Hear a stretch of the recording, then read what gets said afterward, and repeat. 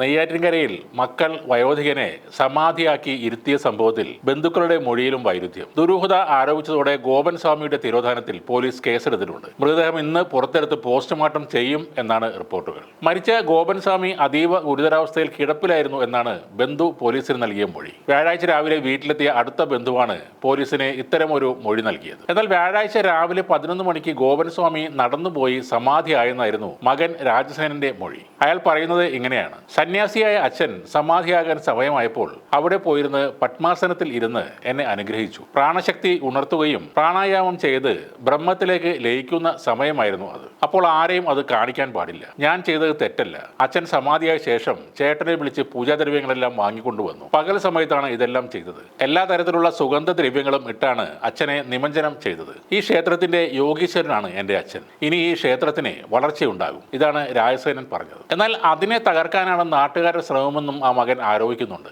രാവിലെ ചടങ്ങുകളെല്ലാം കഴിഞ്ഞ് സമാധിയായെന്ന് പറഞ്ഞ് പോസ്റ്റർ ഒട്ടിച്ചു. എന്നാൽ അച്ഛനെ അവർക്ക് വിട്ടുകൊടുക്കാത്തതാണ് പ്രശ്നമെന്നാണ് മകൻ രാജസേനൻ പറയുന്നത്. പക്ഷേ കിടപ്പ് രോഗിയായിരുന്ന ഗോപൻ കിടക്കയിൽ മൂത്രമൊഴിക്കുന്നതിന് മകൻ രാജസേനൻ വഴക്ക് പറഞ്ഞിരുന്നതായും അയൽവാസി പറയുന്നു. പാതിരാത്രിയാണ് ആ ക്ഷേത്രത്തിൽ പലപ്പോഴും വിളക്ക് കത്തിക്കുന്നതെന്നും നാട്ടുകാരെ അങ്ങോട്ട് കയറ്റാറില്ലെന്നും അതുകൊണ്ട് തന്നെ ഈ സമാധി കഥയിൽ ദുരൂഹതയുണ്ടെന്നും നാട്ടുകാർ പറയുന്നു. മാത്രവുമല്ല, ഈ പറയുന്ന മകൻ രാജസേനനെ മോഷണ കേസിൽ നേരത്തെ പോലീസ് കസ്റ്റഡിയിൽ എടുത്തിട്ടുണ്ടെന്നും അയൽവാസി പറഞ്ഞു. ഈ സംഭവത്തിൽ അച്ഛൻ മരിക്കുന്നതിന് മുമ്പാണ് രാജസേനൻ സ്ലാബിട്ട് മൂടിയതെങ്കിൽ നിയമത്തിന്റെ കണ്ണിൽ അതൊരു കൊലപാതകമാണ്. ആ മകൻ ജയിലിൽ പോകുമെന്നും ഉറപ്പാണ്. അതിനായി പോസ്റ്റ്മോർട്ടം റിപ്പോർട്ട് വന്നാലേ ഉറപ്പിക്കാൻ പറ്റൂ. ഇനി അങ്ങനെയല്ല, ഗോപൻ സ്വാമി മരിച്ചിട്ടാണ് മകൻ ആരെയും അറിയിക്കാതെ മണ്ണും സ്ലാബും ഒക്കെ ഇട്ട് മൂടിയതെങ്കിൽ, അതും സ്വന്തം വീട്ടുകാരെ പോലും അറിയിക്കാതെ ചെയ്തുവെങ്കിൽ മകൻ രാജസേനന്റെ മാനസിക നിലയാണ് പരിശോധിക്കേണ്ടത്. അല്ലെങ്കിൽ സമാധിയായ അച്ഛന്റെ പേര് പറഞ്ഞ ആ ക്ഷേത്രം വഴി പണം സമ്പാദിക്കാനുള്ള ഒരു അടവും കൂടിയാകാം ഇത്. ഒരു അധ്വാനവും ഇല്ലാതെ പണം ഉണ്ടാക്കാനുള്ള മാർഗമാണ് ഭക്തിയും അന്ധവിശ്വാസവും മുതലെടുക്കുന്നത്. പഴയ മോഷണ കേസിൽ പ്രതിയായതുകൊണ്ട് തന്നെ